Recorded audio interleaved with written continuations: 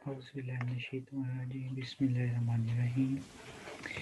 ये वीडियो हमारे MSI के CP के बारे में है, जिसमें हम कार वॉशिंग का ऑटोमेटिक कार वॉशिंग का प्रोजेक्ट बनाने जा रहे हैं, जिसमें हमारे पास जो प्रॉब्लम ऑफ स्टेटमेंट ये है कि हमारे पास इसमें कुछ फेजेस हैं जो कि कुछ ऐसे हैं। स्प्रे हमारे पास जब कार काउंटर एरिया में एंटर हो तो वो उसे काउंट करे और इसे एक चेक नंबर असाइन करे। उसके बाद हमारे पास ये फेजेस हमारे पास स्टार्ट हों। फेज़ 1 जिसमें वो 2 सेकंड के लिए उस पर पानी से स्प्रे करे और उसके बाद फोमिंग करे। उसके बाद ब्रशिंग है 5 सेकंड के लिए। उसके बाद spray water for 3 second and after that of it phase 5 is for application of air to dry out the 2.5 second delay।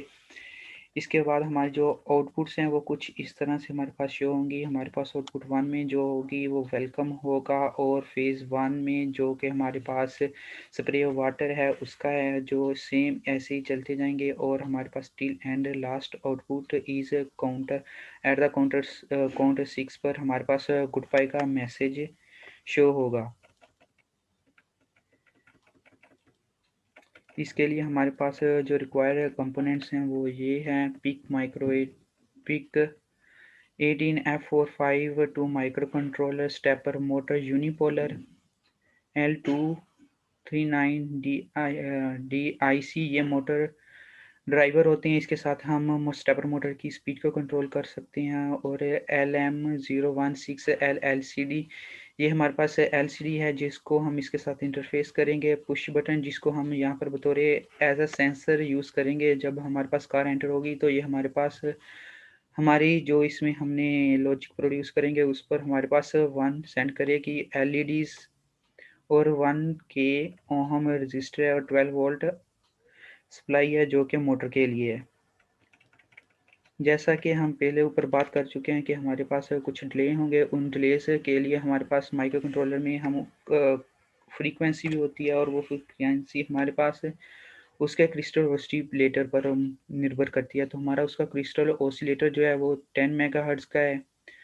और उसके साथ हमने जो उसके लिए हमारे यूज़ करते हुए वैल्यूज़ हमने कैलकुलेट की हैं वो कुछ ऐसे हैं। 2 सेकंड का डिले है, उसकी हमारे पास डेसिमल में वैल्यू 46005 है, और जबकि हमारे पास हेक्साडेसिमल में B3B5 है। और 2.5 सेकंड डिले के लिए हमारे पास A0A2 है, और 3 सेकंड के डिले के लिए 8D8F है, और 5 सेकंड डिले के लिए हमारे पास 4144 है। और हमारे पास ये जो मिली सेकंड 250 मिली सेकंड्स हैं और 12 मिली सेकंड्स है, ये हमारे पास LCD की इंटरफेसिंग के लिए यूज़ होते हैं। क्योंकि ये हमारे पास है LCD की इंटरफेसिंग में हमें इसे देना हमारे पास ज़रूरी होता है। इसके बगैर हम LCD की इंटरफेसिंग नहीं कर सकते। और हमारे पास इसमें हम एक स्टेपर मोटर को भी यूज़ करेंगे, जो कि हमारा जो कन्वेयर बेल्ट होगा उस पर गाड़ी के आने के बाद हमारी गाड़ी को आगे की तरफ धकेलेगा। और इसमें हमारे पास स्टेपर मोटर को हम यूज़ करें। स्टेपर मोटर के लिए भी हमारे पास उसकी कुछ एंगल्स होंगे कि जितने के वो हमें हमारे एक डिस्टेंस तक ले जाकर वो उसको छोड़ेगा। उसके लिए भी हम क्रिस्टी ऑसिलेटर का हम 10 मेगाहर्ट्ज़ ही यूज़ कर रहे हैं। और इसके लिए हमारे पास जब 0 से 90 डिग्री तक वो पुश करेगा, उसके लिए हमारे पास हेक्साडेसिमल वैल्यू 9E58 है। और 90 और 90 डिग्री से टू 180 डिग्री के लिए हमारे पास 48E5 है। और जब वो उसे 180 से 270 डिग्री की तरफ मूव करेगा 1050 है। और लास्ट वन जब हमारे पास इसका साइकिल कंप्लीट होगा वो 270 से 360 डिग्री होगा, वो 88 से 28 डिग्री होगा। 28 हमारे पास इसकी हेक्साडेसिमल वैल्यू होगी। इसमें हमारे पास जो 0 से 90 तक जा रहा है ये हमारे पास एक एक इसमें एंगल जा रहा है नेक्स्ट। और 90 से 180 तक हमें जाने के लिए ये इसमें ये नहीं कि हम दोबारा 0 से शुरू करें, नहीं, हम 90 में फर्दर 90 को ऐड करते जा रहे हैं। इसी तरह सेम एज टी हम आगे करते जाएंगे। और ये हमारे पास एलईडी है, एलसीडी है, जिसकी हमने इसके साथ इंटरफेरेंस करनी है। इसमें हमारे पास टोटल पिंस 1 से लेके 14 तक होती हैं। इसमें से हमारे पास ये जो D0 से लेके D7 जो कि 7 से 14 तक जाती हैं, ये हमारे पास इसमें माइक्रो कंट्रोलर में डाटा देने के लिए और या फिर डाटा लेने के लिए होती हैं। यानी कि हम जहाँ डाटा को इस पर लिखना चाहते हैं, जहाँ इस पर से कोई कमांड देना चाहते हैं। और हमारे पास पिन 1 और 2 जो होती हैं, ये हमारे पास एज़ अ ग्राउंडिंग के लिए यूज़ होती हैं, जो कि हमारे पास VSS और VEE है। ये दोनों को हम ग्राउंड कर देते हैं जब हम VDD पर हम 5 वोल्ट की सप्लाई देते हैं।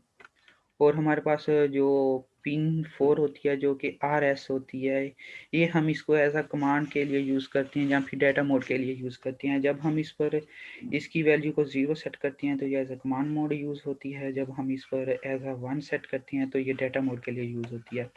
और जैसा कि पहले ही बता चुका हूँ कि हम एलसीडी पर डाटा रीड भी कर सकती हैं, डाटा लिख भी सकती हैं।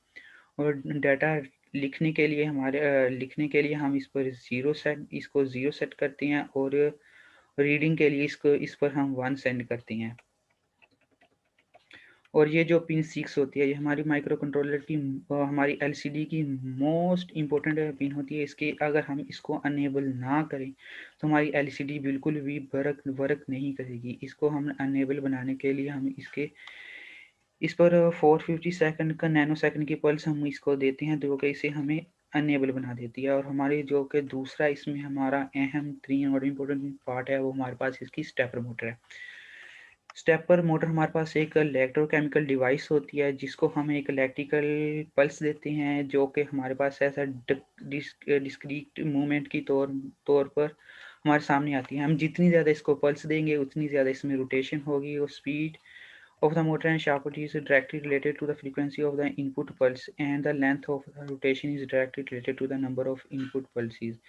So that is why हम इसकी जितनी ज़्यादा हम इसको पल्स देंगे तो इतनी ज़्यादा इसकी स्पीड भी बढ़ेगी। लेकिन हम जितना ज़्यादा डिले देंगे उतनी ज़्यादा इसकी स्पीड कम होगी, जितना ज़्यादा डिले हम इसे कम देंगे इसकी स्पीड ज़्यादा बढ़ेगी। इसके हमारे पास 2 तरह के स्टेप आते हैं। एक इसका हमारे पास स्टेप होता है हाफ स्टेप और दूसरा हमारे पास होता है फुल स्टेप। हम यहाँ पर फुल स्टेप यूज़ करने जा रहे हैं। क्यों? क्योंकि हमारे पास जो प्रोजेक्ट है उसमें हमारे पास 4 स्टेजेज़ यूज़ हो रही हैं। उन 4 स्टेजेज़ के लिए हम इसके में भी हमारे पास 4 स्टेप यूज़ हो रही हैं, इस वजह से हम इसे 4 स्टेप के लिए यूज़ करते हैं। इसमें हर एक वाइंडिंग होती हैं, जो वाइंडिंग कुछ इस तरह से होती हैं कि हमारे पास इसका स्टेप 1 होता है। अगर हमारी इस पर पल्स होगी तो एट अ टाइम इसकी हमारे पास एक ही वाइंडिंग इसकी एक्साइटेशन में होगी और बाकी जो होंगी वो इसमें से सभी स्टिल होंगी। इसमें जो हमारे पास मैग्नेट होगा वो इसके मुताबिक रोटेट करेगा। तो इसी तरह से हमारे पास नेक्स्ट करते करते जाएंगे तो वो नेक्स्ट से नेक्स्ट आगे रोटेट करते जाएगा। इसी तरह से हमारी मोटर वर्क करेगी। इसके हमने फुल स्टेप के लिए कुछ सीक्वेंस हैं जो इस वक्त ये हैं, जैसा कि हमने उन्हें पहले ही बोला है कि हमारे पास एट अ टाइम एक वाइंडिंग में एक्साइटेशन होगी, यानी कि एक वाइंडिंग कम वर्किंग में होगी आउट ऑफ 4। तो इनके लिए हमारे पास ये इसका टेबल है और इसकी ये हेक्साडेसिमल वैल्यूज़ कैलकुलेट की हुई हैं।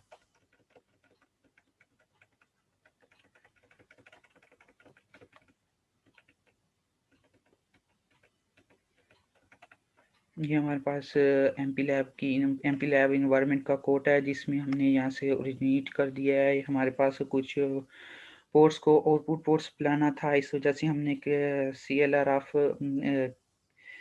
CLRF के ज़रिए उन्हें हमने क्लियर करके उनके हमने उसको आउटपुट पोर्ट्स बना लिया है।